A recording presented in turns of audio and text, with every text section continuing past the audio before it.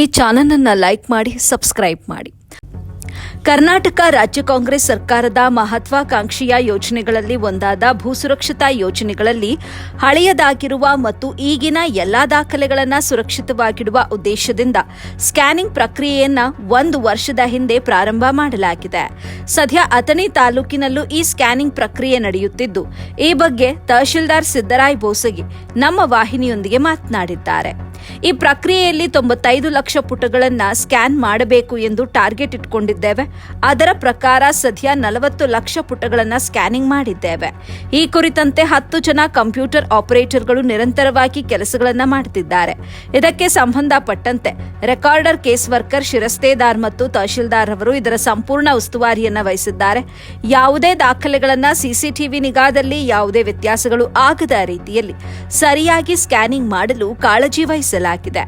ಈ ಎಲ್ಲ ಪ್ರಕ್ರಿಯೆಗಳು ಅಥವಾ ಸ್ಕ್ಯಾನಿಂಗ್ ಕಂಪ್ಲೀಟ್ ಆಯಿತು ಅಂತ ಹೇಳಿದ್ರೆ ಸಾರ್ವಜನಿಕರು ನಮ್ಮ ಕಚೇರಿಗೆ ಬಂದು ಹಣ ಪಾವತಿಸಿ ತಮಗೆ ಬೇಕಾದ ದಾಖಲೆಗಳನ್ನು ಸುಲಭವಾಗಿ ಪಡೆದುಕೊಳ್ಳಬಹುದು. ಅಥವಾ ಹೊರಗೆ ಎಲ್ಲಾದರೂ ಬ್ರೌಸಿಂಗ್ ಸೆಂಟರ್ಗಳಲ್ಲಿ ಹಾಗೆಯೇ ಕಂಪ್ಯೂಟರ್ ಸೆಂಟರ್ಗಳಲ್ಲೂ ಕೂಡ ಪಡೆದುಕೊಳ್ಳಬಹುದಾದಂಥ ವ್ಯವಸ್ಥೆ ಆಗುತ್ತೆ. ಮೊದಲಾದ್ರೆ ಅರ್ಜಿ ಕೊಟ್ಟಂತ 3-4 ದಿನ ಅಥವಾ 1 ವಾರಗಳವರೆಗೂ ದಾಖಲೆಗಾಗಿ ಸಾರ್ವಜನಿಕರು ಕಚೇರಿಗಳಿಗೆ ಅಲಿಯಬೇಕಾಗಿತ್ತು, ಕಾಯಬೇಕಾಗಿತ್ತು. ಆದರೆ ಈ ಸ್ಕ್ಯಾನಿಂಗ್ ಮಾಡೋದ್ರಿಂದ ಸಾರ್ವಜನಿಕರು ಅಷ್ಟು ದಿನಗಳವರೆಗೆ ಕಾಯುವಂತ ಅವಶ್ಯಕತೆ ಇರೋದಿಲ್ಲ. ಇದರಿಂದ ಸಾರ್ವಜನಿಕರಿಗೆ ಬಹಳಷ್ಟು ಅನುಕೂಲಕರವಾಗಲಿದೆ ಅಂತ ತಿಳಿಸಿದ್ರು.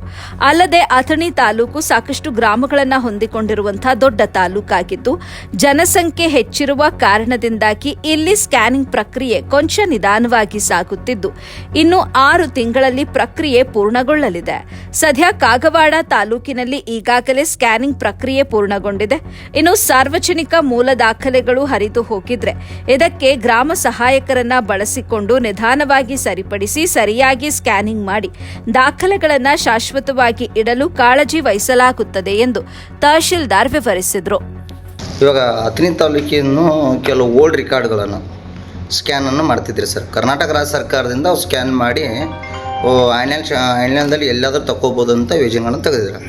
ಅದರ ಪೈಕಿ ನೀವು ಇವಾಗ ಸ್ಕ್ಯಾನ್ ಮಾಡಿದಿರಲ್ವ ಸರ್, ಎಷ್ಟು ಆಗಿದ್ದಾವೆ, ಎಷ್ಟು ಸಿಬ್ಬಂದಿಗಳಿದ್ದಾವೆ, ಎಷ್ಟು ಪೇಜ್ಗಳಿದ್ದು, ಇವಾಗ ಕರ್ನಾಟಕ ರಾಜ್ಯ ಸರ್ಕಾರದಿಂದ ಆದೇಶ ಆದಾನ ಹಿಡ್ಕೊಂಡು ಅಲ್ಲಿಂದ ಇಲ್ಲಿವರೆಗೆ ಎಷ್ಟು ಸ್ಕ್ಯಾನ್ ಆಗಿದ್ದಾವೆ ಸರ್?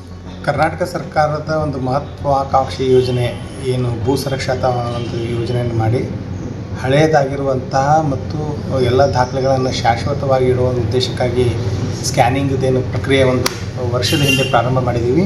ನಮ್ಮಲ್ಲಿ ಒಟ್ಟು 95 ಲಕ್ಷ ಪುಟಗಳನ್ನು ಸ್ಕ್ಯಾನ್ ಮಾಡಬೇಕು ಅಂಥೇಳಿ ನಾವು ಗುರುತು ಹಾಕ್ಕೊಂಡಿದ್ವಿ, ಟಾರ್ಗೆಟ್ ಇಟ್ಕೊಂಡಿದ್ವಿ. ಅದರ ಪ್ರಕಾರ ಇಲ್ಲಿವರೆಗೂ ನಾವು 40 ಲಕ್ಷ ಪುಟಗಳನ್ನು ಸ್ಕ್ಯಾನಿಂಗ್ ಮಾಡಿದ್ದೀವಿ. 10 ಕಂಪ್ಯೂಟರ್ ಆಪರೇಟರ್ಗಳು ನಿರಂತರವಾಗಿ ಈ ಕೆಲಸವನ್ನು ಮಾಡ್ಕೊಂಡು ಹೋಗ್ತಾ ಇದ್ದಾರೆ. ಸೊ ಅದಕ್ಕೆ ಸಂಬಂಧಪಟ್ಟಂಗೆ ರೆಕಾರ್ಡ್, ಕೇಸ್ ವರ್ಕರ್, ಶಿರಸ್ತಾರ್ ಮತ್ತು ಗ್ರೇಟು ತಹಶೀಲ್ದಾರ್ ಅವರು ಪೂರ್ಣ ಉಸ್ತುವಾರಿ ಮಾಡಿದ್ದಾರೆ. ಸೊ ಯಾವುದೇ ದಾಖಲೆಯನ್ನು ಕೂಡ ನಾವು CCTV ನಿಗಾದಲ್ಲಿ ಯಾವುದೇ ವ್ಯತ್ಯಾಸ ಆಗದೇ ಇರೋಂಗೆ ಸರಿಯಾಗಿ ಸ್ಕ್ಯಾನ್ ಮಾಡುವಂಥ ಒಂದು ಕಾಳಜಿಯನ್ನು ತಗೋತಾ ಇದ್ದೀವಿ. ಇದರಿಂದ ಸಾರ್ವಜನಿಕರಿಗೆ ಮುಂದೆ ಒಂದು ವೇಳೆ ಎಲ್ಲ ಸ್ಕ್ಯಾನಿಂಗ್ ಕಂಪ್ಲೀಟ್ ಆಯಿತು ಅಂತಂದರೆ ತಮ್ಮ ದಾಖಲೆಯನ್ನು ಬೆರಳ ತುದಿಯಲ್ಲೇ, ಅಂದರೆ ಅವರು ಬೇಕಾದ ಕಂಪ್ಯೂಟರ್ ಹೊರಗಡೆ ಸಿಟಿಜನ್ ಲಾಗಿನಲ್ಲೂ ತೊಗೋಬೋದು, ನಮ್ಮ ಕಚೇರಿಯಲ್ಲೂ ಕೂಡ ಬಂದು ಅಮೌಂಟ್ ಪಾವತಿ ಮಾಡಿ ತಕ್ಷಣ ಅದನ್ನು ಪ್ರಿಂಟ್ ತಗೊಂಡು ಹೋಗುವಂಥ ಒಂದು ವ್ಯವಸ್ಥೆ ಆಗ್ತದೆ. ಈಗ ಅರ್ಜಿ ಕೊಟ್ಟು 3 ದಿನ 7 ದಿನ ಕಾಯುವಂಥ ಪರಿಸ್ಥಿತಿ ಮುಂದೆ ಕಡಿಮೆ ಆಗಿ ಸಾರ್ವಜನಿಕರಿಗೆ ಅನುಕೂಲ ಆಗ್ತದೆ ಅನ್ನೋ ವಿಚಾರನ ಈಗ ತೊಗೊಂಡು ಸರ್. ಈಗ ಎಷ್ಟು ಪೇಜ್ಗಳನ್ನು ಮುಗಿದಿದೆ? 40 ಲಕ್ಷ ಆಗಿದೆ. ಈಗ ಇನ್ನು ಎಷ್ಟು ಪೇಜ್ ಪೆಂಡಿಂಗ್ ಇದೆ? 55 ಲಕ್ಷ ಬಾಕಿ ಇದೆ ಸರ್. ಮತ್ತೊಂದು ಅಥಣಿ ತಾಲೂಕು ಮತ್ತು ಮೊದಲು 2 ಕೂಡಿತ್ತು ಸರ್, ಕಾಗವಾಡ ಮತ್ತು ಅಥಣಿ. ಇವಾಗ ಅಥಣಿ ತಾಲೂಕು ಅದು ಒಂದೇ ಇದೆಯಾ ಮತ್ತು ಕಾಗವಾಡ ತಾಲೂಕು ಕೂಡ ಇಲ್ಲಿ ಸ್ಕ್ಯಾನ್ ಆಗ್ತಿದೆ? ಕಾಗವಾಡದವರು ಪ್ರತ್ಯೇಕವಾಗಿ ಮಾಡ್ತಾ ಇದ್ದಾರೆ. ಆಲ್ಮೋಸ್ಟ್ ಈಗ ಅದು ಸಣ್ಣ ಒಂದು ಹೋಬಳಿ ಇರೋದ್ರಿಂದ ಅವ್ರದ್ದು ಮುಗಿದು ಹೋಗಿದೆ ಸ್ಕ್ಯಾನಿಂಗು.